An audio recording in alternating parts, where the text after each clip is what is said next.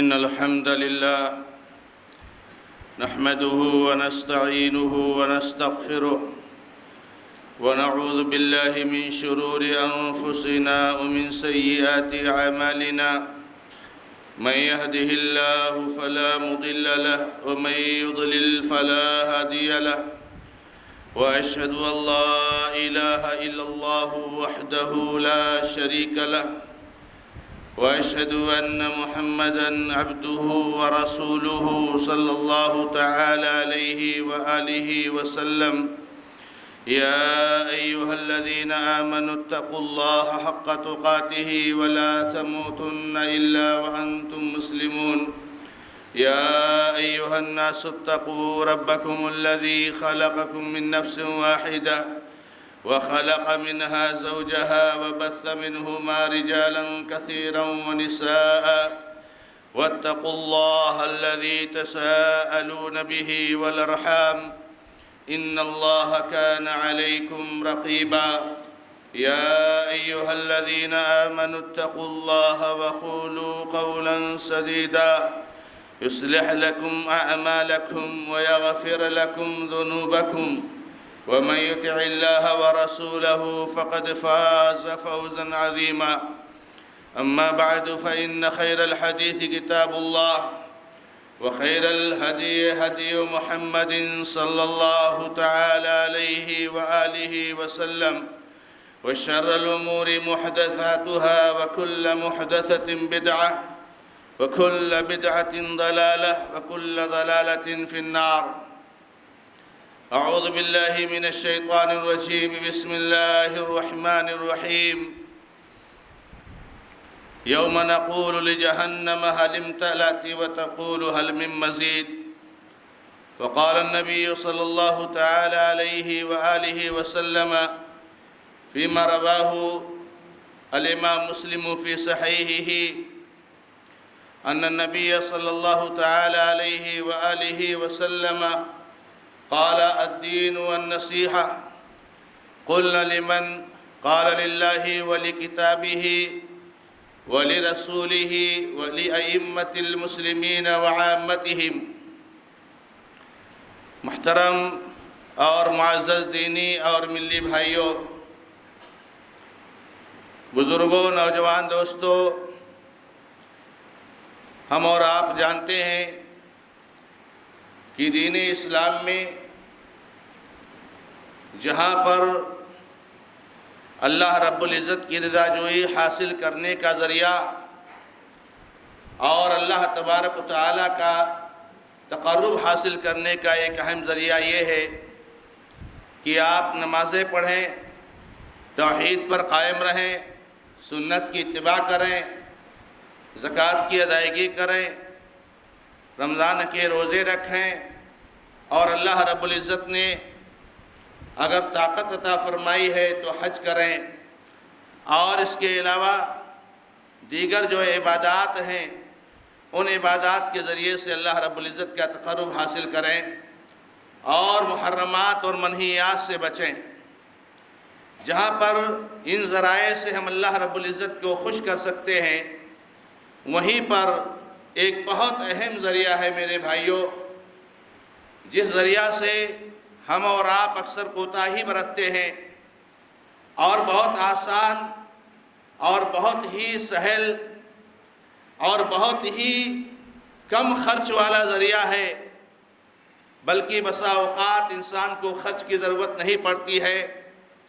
اور معمولی سی محنت میں وہ بہت کچھ ثواب حاصل کر لیتا ہے، اور وہ ہے کہ ہمیں اور آپ کو ساری انسانیت کے لیے خیر چاہنا چاہیے، بھلائی چاہنا چاہیے، جسے ہم خیر خواہی کے نام سے جانتے ہیں، اور بالخصوص ایک مسلمان کے دل میں کبھی بھی کسی مسلمان کے تعلق سے شر چاہنے کا ذرہ برابر پہلو نہ پایا جائے، اور کبھی بھی اس کے دل میں کسی مسلمان کے تعلق سے گرچہ وہ اس کا دشمن ہو، گرچہ وہ اس کو بہت تکلیف دینے والا، گرچہ وہ اس کو ہر موڑ پر جو ہے کیا نام ہے پریشانیوں میں مبتلا کرنے کی کوشش کرنے والا ہو، لیکن آپ کا طریقہ خیر خواہی کا ہی ہونا چاہیے۔ اللہ کے نبی محمد رسول اللہ صلی اللہ علیہ وسلم کی بہت معروف اور مشہور زبان زد حدیث، جسے تمیم الداری رضی اللہ تعالیٰ عنہ نے روایت فرمایا، مسلم رحمہ اللہ نے اپنے صحیح میں نقل فرمایا ہے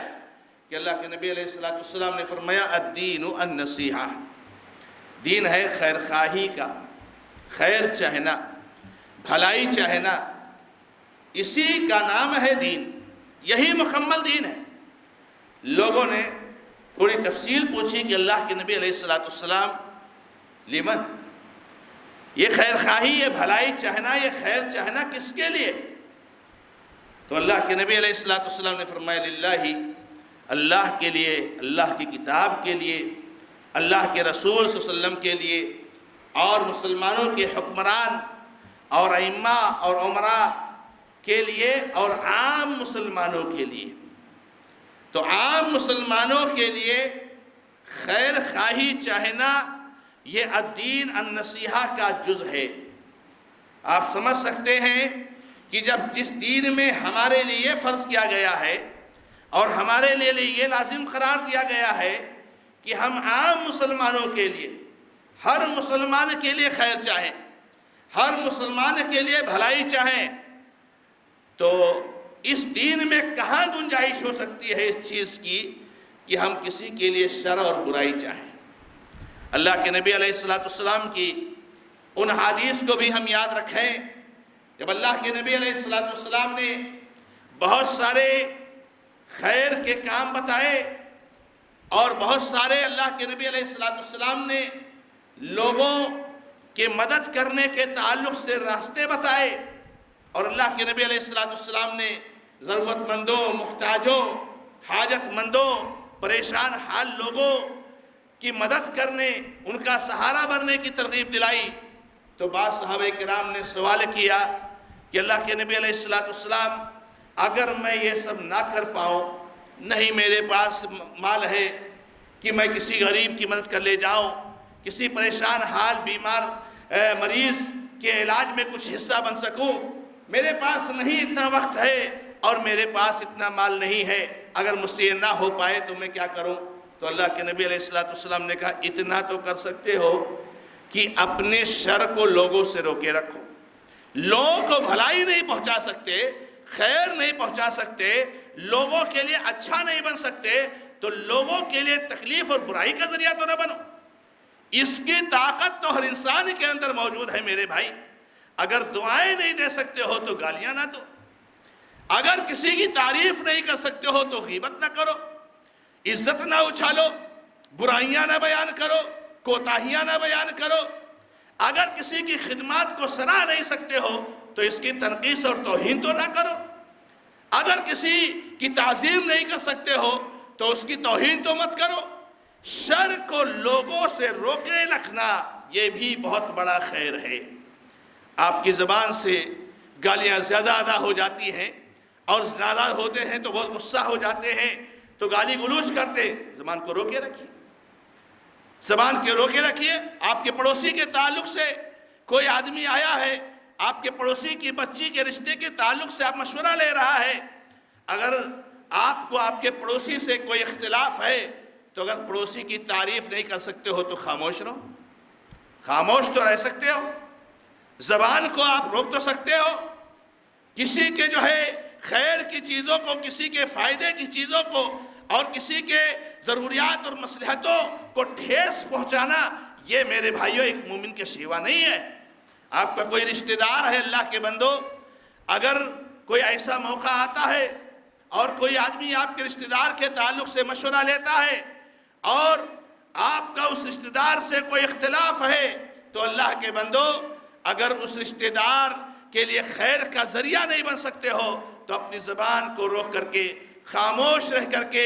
اپنی زبان سے شر اور فتنے کی باتیں نہ نکال کر کے جو ہے اپنی خاموشی کے ذریعے سے بھی اللہ کا تقرب حاصل کر سکتے ہو۔ اللہ کے نبی علیہ السلام نے فرمایا میرے بھائیوں کہ شر کو لوگوں سے روکے رکھنا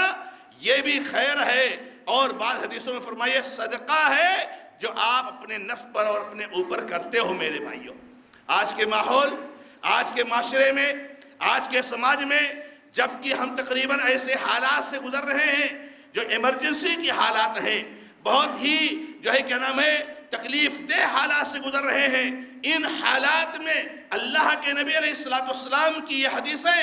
اور زیادہ ہمارے نگاہوں کے سامنے ہونی چاہیے کہ ایک انسان کس کے لیے نفع بخش بن سکتا ہے، ایک انسان کس کے لیے خیر کا ذریعہ بن سکتا ہے، ایک انسان کس کے کام آ سکتا ہے۔ میرے بھائیوں، ہمیشہ اس پر نگاہ ہونی چاہیے۔ بہت سارے لوگ ہیں اور بہت ساری شکلیں ہیں لوگوں کو خیر پہنچانے کی اور لوگوں کے لیے خیر چاہنے کی۔ اللہ کے نبی علیہ السلام نے بعض حدیثوں میں ارشاد میں بہت معروف حدیثیں ہیں، خیر الناس انفعهم للناس، سب سے زیادہ افضل لوگ، سب سے زیادہ خیر والے لوگ، خیر الناس ای افضل الناس، خیر بمعنی افضل، افضل الناس، سب سے افضل لوگوں میں سے وہ شخص ہے جو لوگوں کے لیے زیادہ نفع بخش ہو۔ آپ لوگوں کو زیادہ فائدہ پہنچاتے ہو اپنے علم سے، اپنے مال سے، اپنے تجربات سے، اپنی صحت سے، اپنے تعلقات سے، اپنے اوقات سے، تو آپ یہ جو لوگوں کو نفع پہنچا رہے ہو اور فائدہ پہنچا رہے ہو، اللہ کے نبی علیہ السلام نے فرمایا کہ یہ لوگ سب سے افضل لوگ ہیں، سب سے بہتر لوگ ہیں۔ اور یہاں اس نقطے پر غور کیجئے گا اور اس پر نظر ڈالیے کہ اللہ کے نبی علیہ السلام نے یہ نہیں فرمایا خیر الناس انفعهم للمؤمنین، نبی علیہ السلام نے یہ نہیں فرمایا خیر الناس انفعهم للمؤمن، خیر الناس انفعهم للمسلمین، یعنی سب سے زیادہ افضل اور خیر اور بھلائی والا وہ شخص ہے جو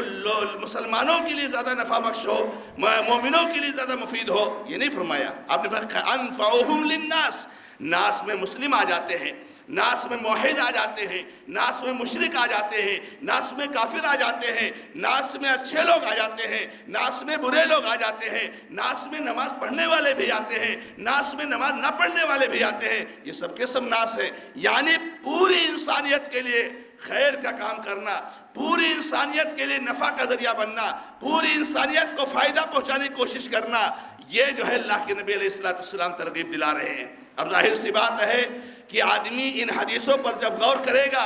اور آج کے ماحول کو دیکھے گا تو ان ماحول میں میرے بھائیوں وہ انسانوں کی خدمت کر کے اور انسانوں کو فائدہ پہنچا کر کے اللہ تبارک و تعالیٰ کا تقرب حاصل کرے گا۔ یہاں پر ایک اور پہلو پر ہم غور کریں کہ اللہ کے نبی علیہ السلام کی جو یہ حدیثیں ہیں اور جس میں ہمیں لوگوں کو فائدہ پہنچانے اور لوگوں کے لیے خیر اور نفع کا ذریعہ بننے کی تلقین کی گئی ہے، اب ظاہر سی بات ہے کہ اگر ہم لوگوں کو فائدہ پہنچائیں اور لوگ ہمارے خیر سے مستفید ہوں مگر ہمارا رشتہ دار اس سے محروم ہے، یہ آج کا بہت بڑا فتنہ ہے میرے بھائی۔ میں اکثر یہ کہتے رہتا ہوں اللہ کے بندو، یہ بہت بڑا فتنہ ہے آج کا۔ دنیا بھر میں انسان خیر کا کام کرتا ہے، دنیا بھر کے لوگوں کے لیے نفع کا ذریعہ بنتا ہے، مگر اپنے رشتہ داروں سے پہلو تہی کر جاتا ہے اور رشتہ داروں کو نظر انداز کرتا ہے۔ دنیا بھر میں انسان خیر پہنچاتا ہے، دن رات کو ایک کر کے لوگوں کی خدمت کرتا ہے، مگر اس کا پڑوسی اس کے خیر سے محروم ہے۔ میرے بھائیوں، ہمارا پڑوسی میرے خیر کا اور میری خدمت کا سب سے زیادہ مستحق ہے، میرا رشتہ دار میرے خیر کا اور خدمت کا سب سے زیادہ مستحق ہے، اور جب پڑوسی میرے خیر کا اور میری خدمت کا سب سے زیادہ مستحق ہے تو میری بیوی اور میرے بچے اور میری ماں اور میرا باپ اور میرا بھائی اور میری بہن یہ اور زیادہ لوگوں سے مستحق ہے۔ میرے بھائیوں، کوئی اپنی بیوی پر ظلم کرے، کوئی اپنے بچوں کے تعلق سے کوتاہی کرے اور لوگوں میں خیر کا ذریعہ بنا رہے، یہ سمجھ میں آنے والی بات نہیں ہے۔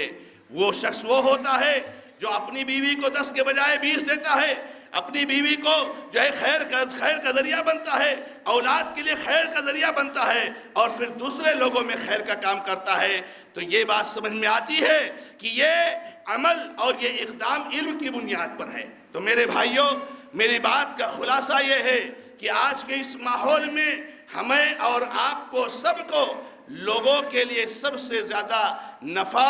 اور خیر کا ذریعہ بننا چاہیے، اور ہمیں اور آپ کو لوگوں کے لیے سب سے زیادہ مفید بننا چاہیے۔ اور ہمیشہ اس کو دھیان میں رہے اور ہمیشہ اس کو آپ نے اپنی نظروں کے سامنے رکھیں کہ سب سے بڑا خیر اور سب سے بڑی بھلائی اور سب سے بڑا نفع یہ اللہ رب العزت کی توحید ہے اور محمد رسول اللہ صلی اللہ علیہ وسلم کی سنت ہے۔ جہاں ہم مال سے تعاون کریں، جہاں ہم کپڑوں سے تعاون کریں، جہاں ہم راشن سے تعاون کریں، جہاں ہم علاج معالجہ سے تعاون کریں، جہاں ہم سیاسی اور حکومتی پیمانے پر تعاون کریں، وہیں اس بات کی طلب ہمارے دل میں ہونی چاہیے، اس بات کا جذبہ ہمارے دل میں ہونا چاہیے کہ یہ ہمارا بھائی سب سے بڑے خیر سے محروم ہے، کیوں نہ میں اس کی توحید کا ذریعہ بن جاؤں، کیوں نہ میں اس کی سنت پر آنے کا ذریعہ بن جاؤں، کیوں نہ میں اس کو اللہ کی توفیق سے جہنم سے نکلنے کا ذریعہ بن جاؤں، کیوں نہ میں اس کے جنت کے حصول کے مستحق کا ذریعہ بن جاؤں۔ یہ انسان کے لیے جو ہے کیا نام ہے بہت اہم چیز ہے۔ تو میرے بھائیوں، اللہ کے نبی علیہ السلام کی حدیثوں کا خلاصہ یہی ہے کہ انسان کو لوگوں کے لیے بہت زیادہ فائدہ مند ہونا چاہیے، اور اگر فائدہ مند نہیں بن سکتا ہے تو انسان کو کم سے کم تو اتنا کرنا چاہیے کہ تکلیف کا ذریعہ نہ بنے، پریشانی کا ذریعہ نہ بنے۔ آسانی کا ذریعہ نہیں بنتے ہو تو پریشانی کا ذریعہ نہ بنو، لوگوں کو دعائیں نہیں دیتے ہو تو گالیاں نہ دو، لوگوں کی تعریف نہیں کرتے ہو، ان کی عزت نہیں کرتے ہو تو ان کی عزتوں کو اچھالو مت، ان کی تنقیص اور توہین نہ کرو۔ اللہ رب العزت سے دعا ہے کہ رب العزت ہمیں اور آپ کو سب کو ساری انسانیت کے لیے خیر کا اور فائدے کا ذریعہ بنائے۔ بارک اللہ لی ولکم فی القرآن الکریم ونفعنی وإیاکم بالآیات وذکر الحکیم تعالی جواد کریم علیکم برؤف الرحیم۔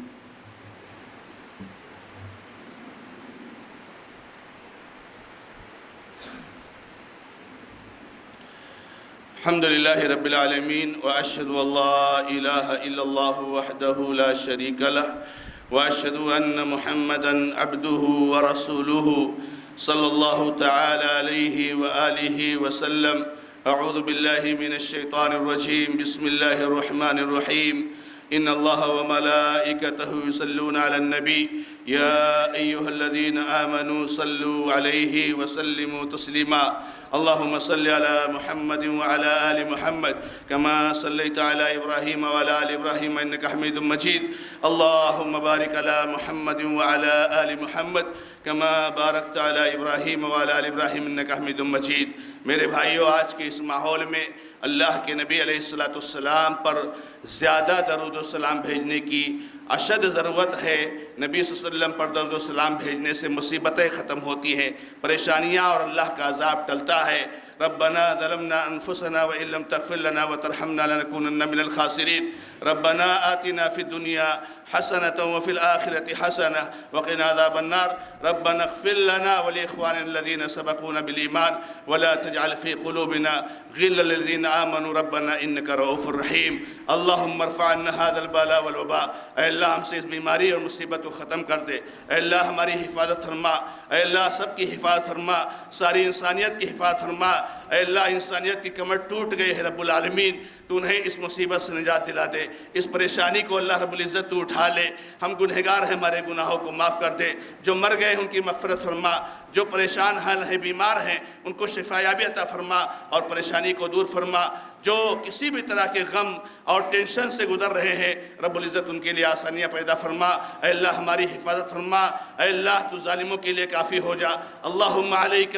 باليهود الغاصبين، اللهم عليك بأعدائك وأعداء الدين، اللهم إنا نجعلك في نحورهم ونعوذ بك من شرورهم، وآخر دعوانا أن الحمد لله رب العالمين۔